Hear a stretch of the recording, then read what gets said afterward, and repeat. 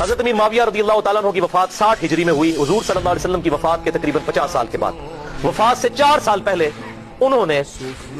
اپنی زندگی میں اپنے بیٹے کے لیے بھی بیعت لینا شروع کر دی، ایک وقت میں 2 خلیفوں کی بیعت، جبکہ صحیح مسلم میں حدیث ہے انٹرنیشنل نمبر کے مطابق 4799 کہ اگر ایک خلیفہ کی موجودگی میں دوسرے خلیفہ کی بیعت کی جائے تو دوسرے کو قتل کر دو، اور یہ کوئی تاریخی روایت نہیں ہے،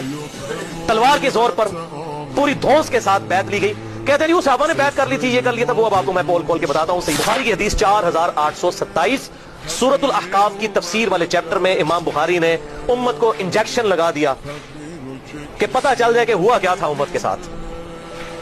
محدثین کی بہت بڑی خدمات ہے کہ انہوں نے حق نہیں چھپایا۔ مروان بن حکم کو مکے اور مدینے کا گورنر بنایا حضرت امیر معاویہ رضی اللہ تعالیٰ عنہ نے۔ مسجد نبوی میں اس نے روضہ شریف کے بالکل پاس ممبر رسول پر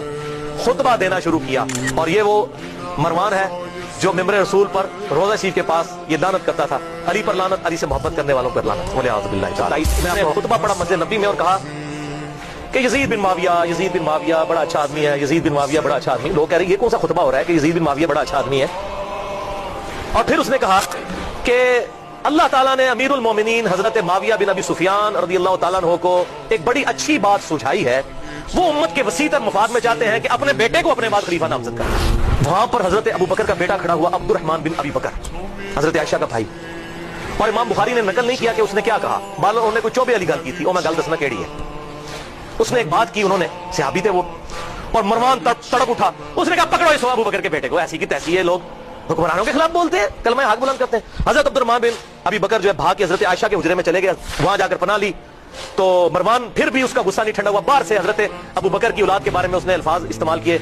تو عبد الرحمن بن ابی بکر وہی ہے نا جس کے بارے میں قرآن میں سورۃ الاحقاف میں آیت نازل ہوئی ہے کہ یہ کافر کہتا ہے اپنے ماں باپ کو کہ تم مجھے کہتے ہو کہ مرنے کے بعد مٹی سے دوبارہ زندہ کیا جاؤں گا، یہ جھوٹے وعدے تم مجھے دیتے ہو ابو بکر کے بیٹے کہ تیرے بارے میں آیا تھا، تو ہے وہ کافر، ولیعوذ باللہ۔ حضرت عائشہ سے نہ رہا گیا، انہوں نے کہا اسکت، خاموش ہو جا، آل ابی بکر کے بارے میں قرآن میں کوئی آیت نازل نہیں ہوئی سوائے میری شان میں جو اللہ نے سورہ نور میں اعلان برات کیا تھا، مجھ پر تہمت لگی تھی، تو آج آل ابی بکر کے بارے میں یہ بات کرتا ہے۔ المستدرک للحاکم میں 8483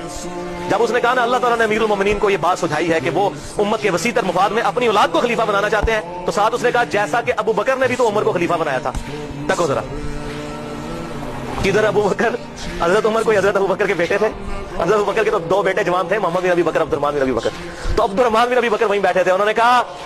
اور تو سیدھی طرح کیوں نہیں کہتا تیرا امیر المومنین معاویہ بن ابی سفیان کیسر و کسرا کی سنت کو زندہ کرنا چاہتا ہے، ابو بکر اور عمر کی سنت نہیں، ابو بکر اور عمر نے اپنی اولاد کو نہیں نوازا، اور تیرا امیر المومنین اپنی اولاد کو نوازنا چاہتا ہے۔ جوش میں انہوں نے کبھی کلاس لی، پھر انہوں نے کہا پڑھو انہوں، بول رہا ہے اے گل ہوئی سی۔